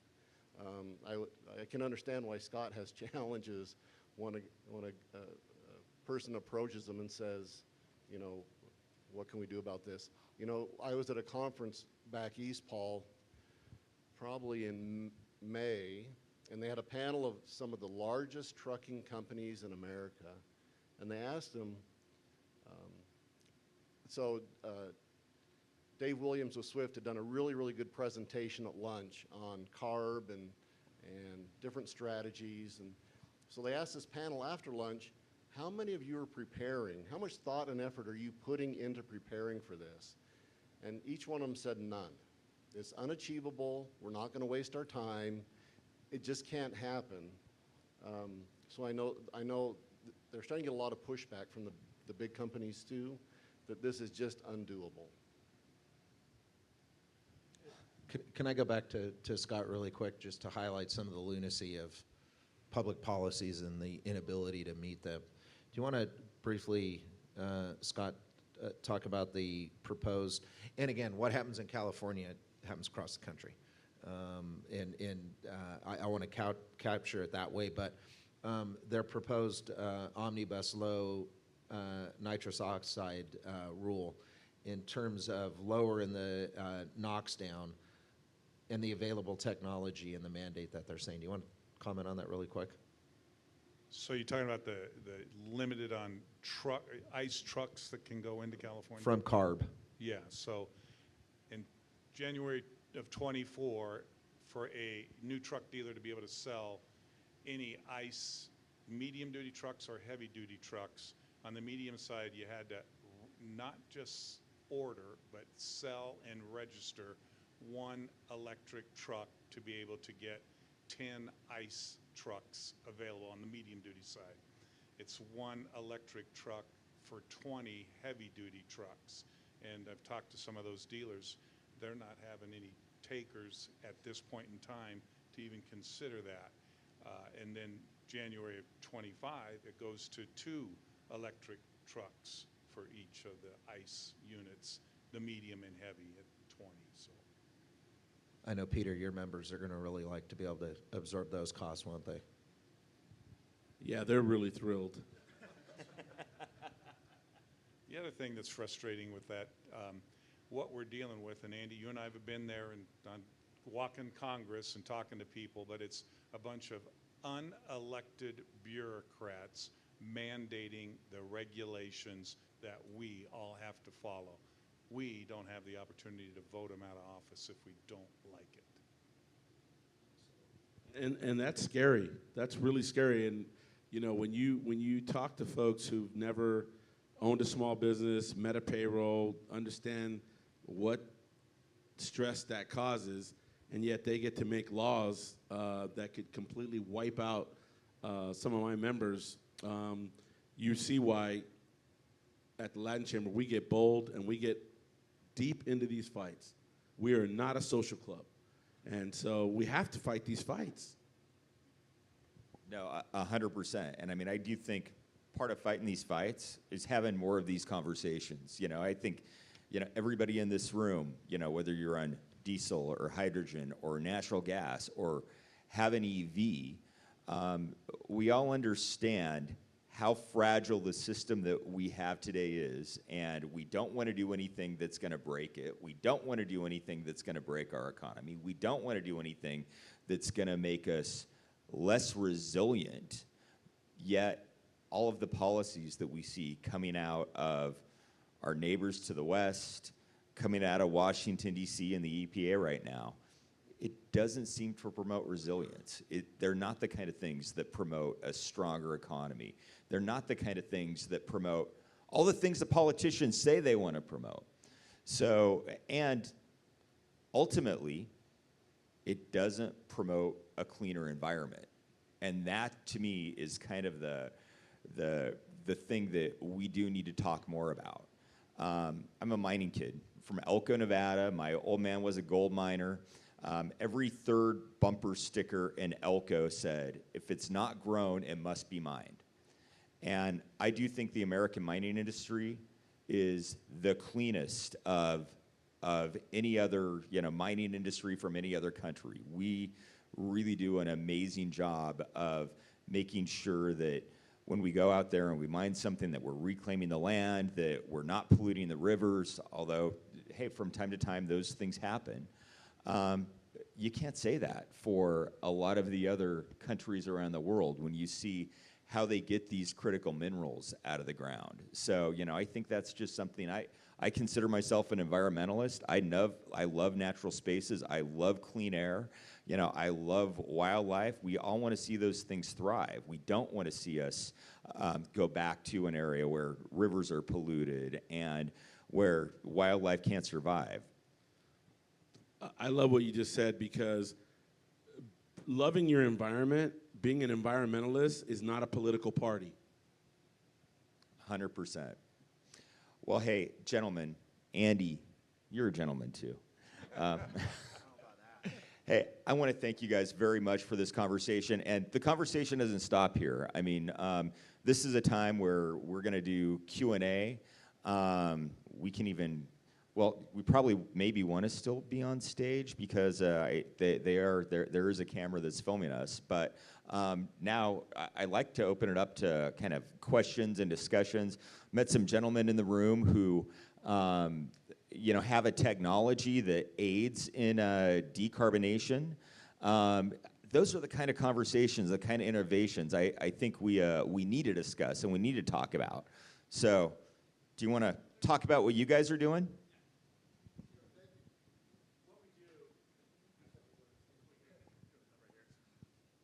What we do is we actually add hydrogen to a current diesel motor.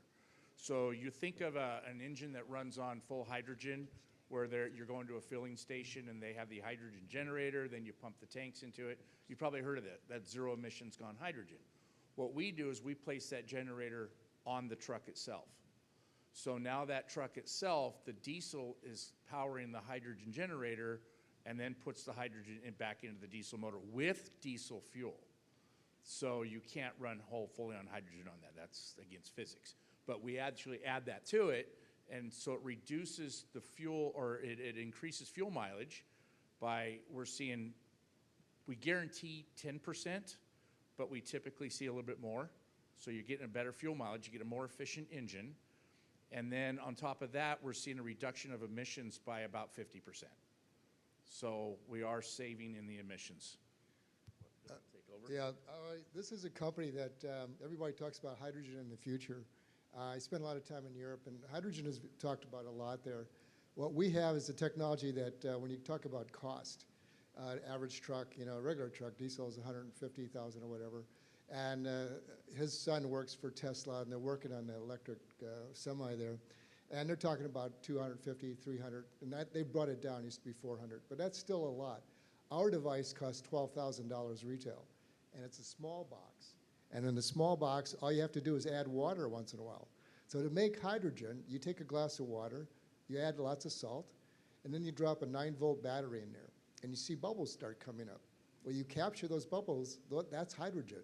It's the most common element in the universe. So we can understand why there's some people out there that want to take hydrogen, like a Nikola, that's a company that we don't really look at as a competitor. They want to store hydrogen in tanks behind the driver, so there's no sleeper cab anymore. And then that hydrogen feeds a fuel cell, which makes electricity and water. So it's an electric truck. But where are you going to get the hydrogen? The only place in California, they have one station in California, one in the entire country, where you can fill up on your hydrogen. So not very practical, especially when they wanted $300,000 for that truck as well. They sold 50 last year, and those were mostly to big companies that want to say we're going green. So they'll buy 5 or 6, and they say, look, we're going green. So we believe that hydrogen is a technology that's here today. not in the future. And it's very affordable, but we're very tiny. We're a little Las Vegas company. We're stealth. You know, nobody knows about us. But we think in the future this will be very common. And we're going to stick right now with just Class 8 vehicles. We will branch out, but we already have this morning we had a conversation with a retired general in Honduras. He's thinking of us for the military down there. And in Dominican Republic, we had a call with them. They have 400 garbage trucks. And some companies trying to sell them electric garbage trucks. 400, you can imagine what that would cost. So they're very interested when they heard about our little device. Little background on this too. You probably heard the technology's been around for a while. People put hydrogen on vehicles and stuff. There was a point in time, I worked on a hydrogen project for Isuzu, an OEM back in the 90s. And it was doing what they're doing today, where they have a hydrogen fueling station and you fill your vehicle up and then you go. The project was canned in the 90s. We don't know why. As engineers, we don't know why, but they canceled our whole project. So it's something that I've always been interested in. The efficiency of the ability to create the current on a truck today because of alternator technology has allowed this to proceed forward to make kind of a hybrid type truck where we're actually making enough hydrogen to make an effect on the motor. In a very early truck and back in the 80s and 90s, this technology would not have worked. So in today, it's, you know, the technology of the electronics in a vehicle has allowed it to happen. So that's why we're able to come out with this in the present time. So, Do you have any OEMs looking at the process? You know, our device, we have letters from manufacturers that does not affect the engine warranty. So we're not affecting an engine at all. Our hydrogen is generated in a small box, goes through a tube into the air intake. Then it co-combusts with the diesel in the chamber. So what you realize immediately is you have more power, you have a cleaner burn, which means less toxic emissions. And mechanics will say when they take that the head gasket off, it's usually gunky and tar. With us, they can take a rag. It's shiny again. I don't think. But the problem is you're still making a tailpipe emission, correct? We are. We're like The mandate is zero emission. Yeah, this is not, it's not zero. It's not going to be zero. This is something that can happen in the interim. And we know, as we've all talked here on stage, diesel's not going away. It's not going to go away. Something has to change. So this is something that can reduce in the moment now. We turn the truck into a hybrid. Instead of electric and gas, we're hydrogen and diesel. Have you been to DC talking to any regulators there that, you know, pitching your hybrid or whatever, because they give you that donkey nod and kick you out of the office, unless it's zero emission, is what I've seen. And in my opinion, you're the perfect example of what we should be embracing, the government should be embracing and helping you create, because that's awesome. And yet, the zero will put you out. I have a quick question. Does your process improve range at all? Because we're improving the fuel mileage, yes. Yeah, we're going to improve range by about 10%. So there's an important point here. That's on brand new trucks that have all the DEF filters and all that stuff in there. And that's what we say. Now, we just ran a test in Pennsylvania, and they bought 24 of our units. They're getting 14 to 16%. We told them they'd get 10. Now, if it's an older truck, 10, 15 years older, we tested, it was 27% savings. I just want to follow up on something Peter just said, and Scott as well. The regulators that are making laws, you know, without being elected, that's true, but the elections do matter, right? Because the person who runs the EPA, the person who runs DOE, the person who runs DOT, they're all appointed by the President of the United States. And when I made that comment earlier, and I'm not, look, there's a lot of reasons to vote for anybody, so I'm not telling you this is the threshold question for who you vote for, and nor am I advocating for such a thing. But absolutely, who the next President of the United States is, who's in Congress, who's in the Senate, right? These things are absolutely affected by those. So a lot of those regulations we went over today, right? So there's 49 senators that are Republican, there's 51 that are Democrat. And it goes completely along party lines on where they feel, what their thoughts are on EPA's GHG3, The Republicans offered a bill to rescind it, which there's a process for that. I won't bore you with it. And it went 49-51, right? So those things can be changed if you have different people sitting in the right seats at the elected official stage. And then real quickly, the reason why they're not having these discussions is because when you let dogma be your policy, you make really bad policies. And battery electric is a dogma within certain segments of our political sector and our administrative sector. And until they can see the light that there are all types of other opportunities, and we made some traction. We've made some traction in convincing people that battery electric is not the right solution for every application, right? There are other options. We went through a bunch of them. You folks are doing great things. There are lots of folks like you that know better and can fix it, but the dogma wins the day right now, but that can be changed. I'd like to follow up on what you just said, and couldn't agree more about that dogma. And EVs, it's almost like a religion. And the scary part about it is I deal with members of Congress who will privately admit that this is problematic. But what to me is problematic is the fact that they're voting one way and then, you know, telling us, yeah, you know, like, we know there's some kinks, like, we'll figure it out. And it's like, well, this isn't some arbitrary thing that we're talking about decades in the future. Like, you're talking about taking away reliable, affordable transportation now. So, like, this is a problem.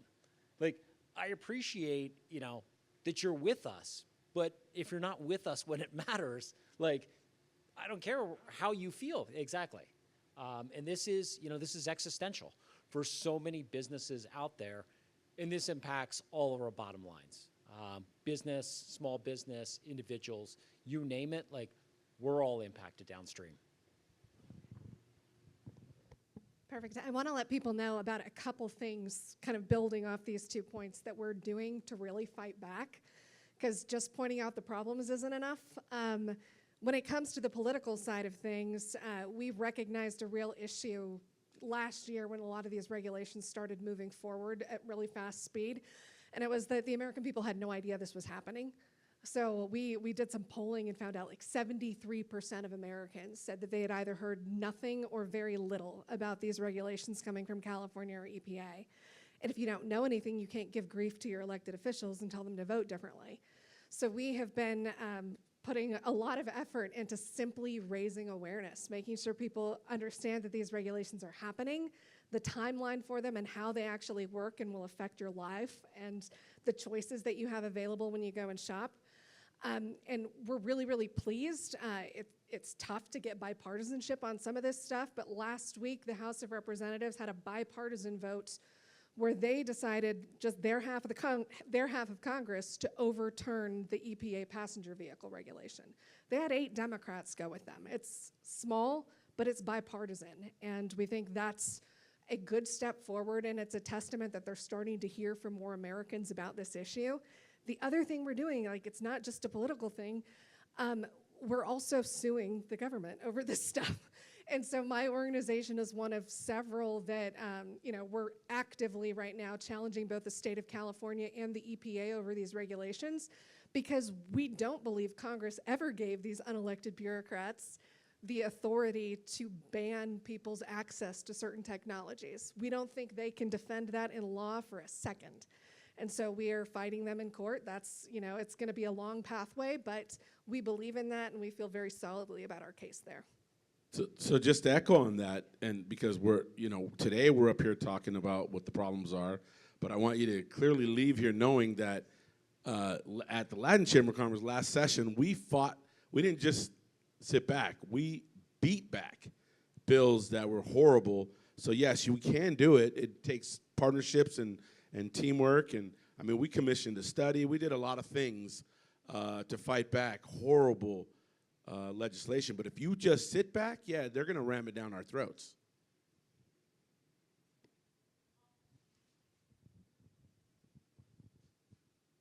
Victor. Thanks, Paul. Thanks for all the information. I had a couple of questions. First, on the California, the EV, the 1 for 10 or 1 for 20, what happened with that? Are they just... It's in place. I know. So what does it do to sales? Is it the market giving you 10% demand, 5% demand? Is it reducing sales? Is it increasing prices? What's happening on the ground? I have not got the number of what has happened to ICE engine sales in the state of California, but the new order intake is, virtually zilch. The one thing I heard about numbers to do with medium-duty truck engines prior to 24, the industry would sell approximately 6,000 medium-duty diesel engines. They only have 600 available for 2024 medium-duty ICE engines with this new regulation. And every manufacturer uses a Cummins engine except Ford at this point, so only 600 for 2024.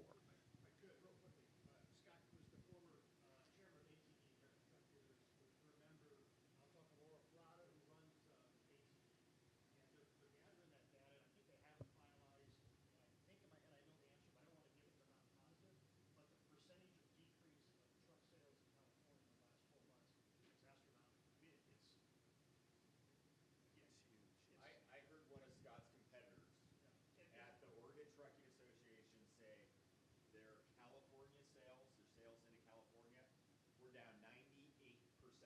That's the number I was told as well. But so house confirmed, house factual.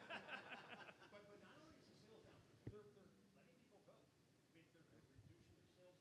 When you talk about reducing 50% of the staff, that they can't change their earnings. People in trying to sell trucks in New Jersey, which is a follow-on state, they're already being told they can't register ICE for next year because they don't even understand the regulations themselves. Regulators in New Jersey don't understand the regulations themselves. So they can't even register ICE right now. They're working to fix it, but they're not able to register ICE in New Jersey. Wow.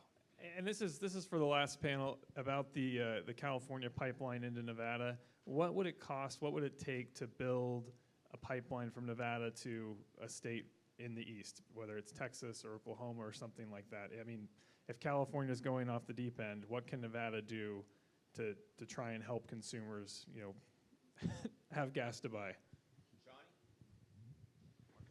Unfortunately, too much. I mean, the permitting alone would take a lot of time and cost way too much money. We've had a number of conversations. One of the reasons why is reliance on California is the refineries are there. So what if we built a refinery in Nevada? A couple problems with that. One, again, it's permitting. A lot of federal permitting you have to get. But two, we don't have the ability to bring in crude.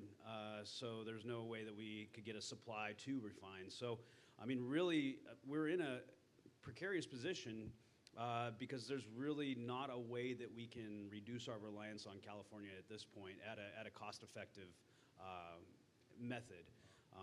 And we talk about a lot of this, 2035, 2040. A lot of this is happening now, and I'm concerned as a Nevadan as what this is going to do to our economy in the next five years. But Victor, I mean, it's a great question. Unfortunately, I don't have a quick way of reducing our reliance on California. I want to thank every single presenter because the information here, quite frankly, had me riveted. I had a cup of coffee, didn't even need it. I mean, it was really, really interesting, so thank you.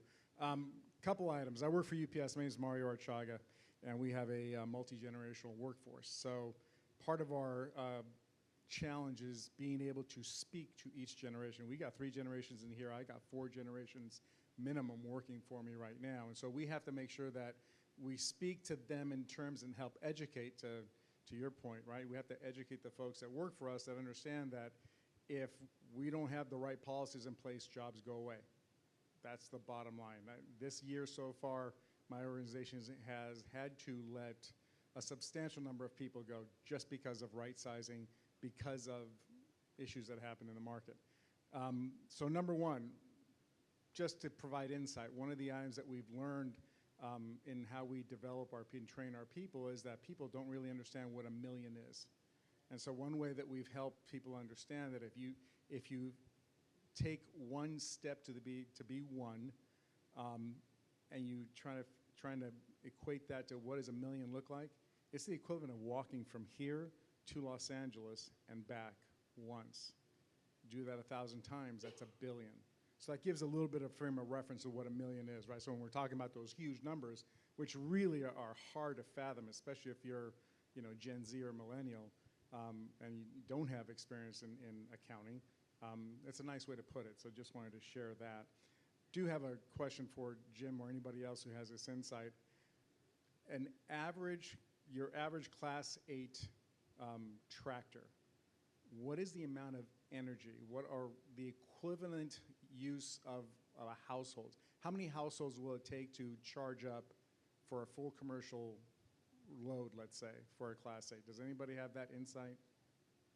I've heard it's about what 300 homes use in a night.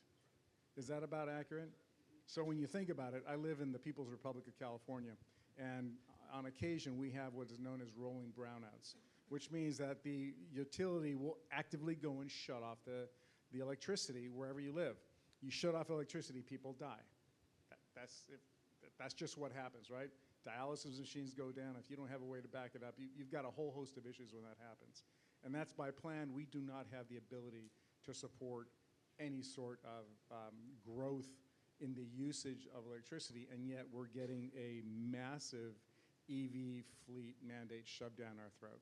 So that's a challenge, of being able to equate what's happening there. If one commercial tractor requires about 300 households, and you're 400 trucks, right? I mean, and you've got to charge that up, and then UPS, we've got one of the globe's largest alternative fuel fleets. I'm really, really close to this because I'm a tree hugger, but at the same time, I'm not a hypocrite. I burn carbon. I love to burn carbon because that's how I get around. That's how I get my stuff. I mean, everything that I have came off a truck, so go figure.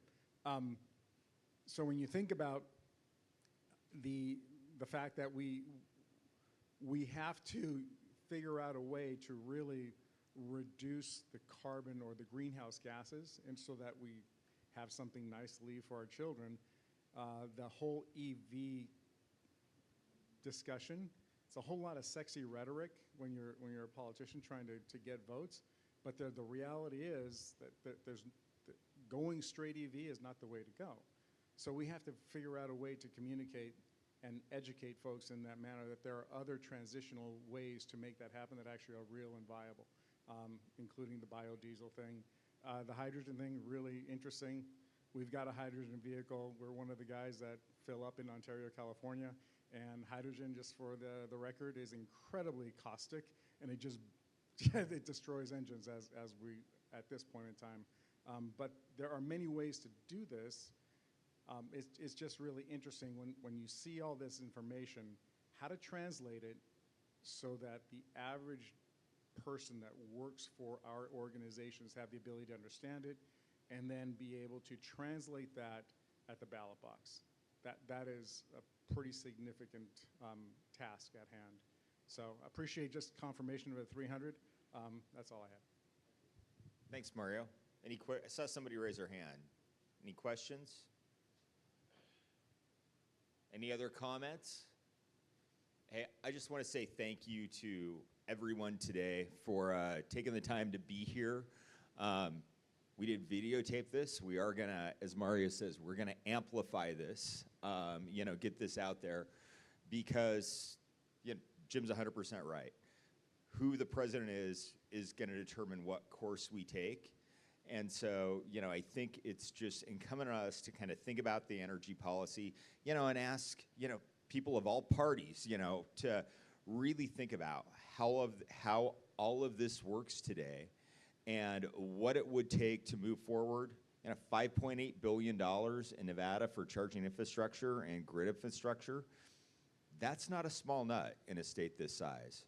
So just to get that, kind of in the forefront of people's mind, because energy impacts absolutely everything.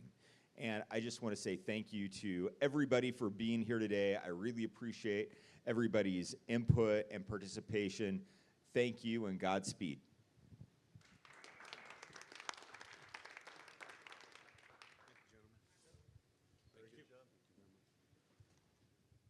Thanks, Scott.